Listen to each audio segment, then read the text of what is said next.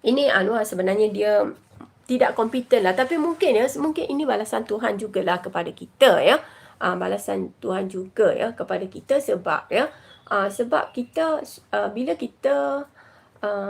kita mempunyai silap dan pentadbiran UMNO BN dulu pun mempunyai silap. Kenapa? Kita membiarkan orang tidak layak untuk berada di tempat-tempat pentadbiran dan salah guna kuasa bermula tahun 2000-an sangat-sangat prevalence Suki Min kata menghabiskan duit rakyat je semua. Tetapi orang-orang yang macam tak guna ni di-recycle, diletak balik dekat institusi-institusi GLC, anak syarikat kepada khazanah, anak syarikat kepada GLC. So sebenarnya cycle yang vicious macam ni dia tak akan habis Dia tidak akan habis sehinggalah kita menukar dasar kita, pandangan kita dan kesedaran kita tentang apa fungsi orang politik yang